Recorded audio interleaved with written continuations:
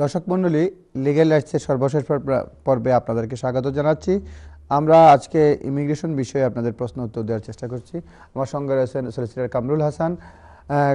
আমরা বিরতির পরে একটা কল নিয়েছিলাম, বিশেষ করে একজনকে জানতে চেয়েছিলেন যে ইংলিশ ইকুইভ্যালেন্ট গ্র্যাজুয়েশন যদি লাগে সেক্ষেত্রে কি হবে।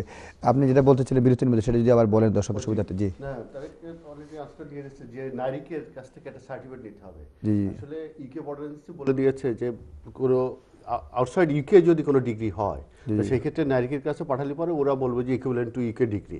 আর এখানে আরেকটা যেটা লাগবে, যে উনি বলছেন যে ডিএমসি থেকে ওনার ওয়াইফ পাস করেছে, ডিএমসি থেকে একটা চিঠি লাগবে যে the course was taught in English, এই চিঠিটা লাগবে, আর নারীকে চিঠিটা লাগবে, আর সার্টিফিকেটটা দিলে পরে তাহলে এখানে লেভেল A1টা কাভার হয়ে যাবে, এখানে আর নতুন করে পরীক্ষা দেওয়ার দরকার নেই। আর ইউকের যদি রিকগনাইজড কোনো ডিগ্রি থাকে তাহলে আর সেক্ষেত্রে A1 দেওয়ার কোনো দরকার নেই। Thank you. আর আরেকটা জিনিস যেটা হচ্ছে, যদিও এটা ইকুইভ্যালেন্ট 3 হলে লাইফ ইন দিকে মানে A1 যেহেতু এক্সামটা খুবই সোজা আর কি, সুতরাং এত ঝামেলা করার চেয়ে এক্সাম পয়সার ব্যাপার রয়েছে, 200 থেকে 250 পাউন্ড বা 150 পাউন্ড নেয়। সুতরাং পরীক্ষার এক্সামে যদি দিয়ে দেন, যিনি যেহেতু এমআরসি যেটা করতেছেন পোস্ট গ্রাজুয়েশন ডিগ্রি করতেছেন, সুতরাং আমার মনে হয় এই পরীক্ষাটা দিয়ে দিলে সব ঝামেলা চুকে যায় একসঙ্গেই।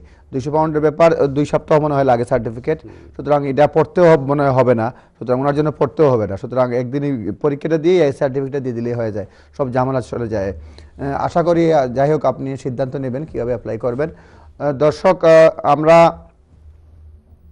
আজকে শুধুমাত্র ইমিগ্রেশন বিষয়ে আলাপ করছি এবং ইমিগ্রেশন বিষয়ে প্রশ্ন থাকলে আপনারা করবেন। আমি আপনার কাছে জানতে চাইব, বিশেষ করে বর্তমানে যে 18,600 যে বিধানটা একটু যদি বলেন কি কি তারা চায় বা অ্যাপ্লাই করার ক্ষেত্রে যদি একটু বলেন। এটা হচ্ছে যে স্পাউসকে যদি কোনো ব্রিটিশ সিটিজেন কিংবা সেটেল পারসন যদি বিয়ে করে এন্টি ক্লিয়ারেন্সের জন্য অ্যাপ্লিকেশন করে, তখন এটি হচ্ছে ফিনান্সিয়াল রিকোয়ারমেন্টস বলে দেওয়া হয়েছে।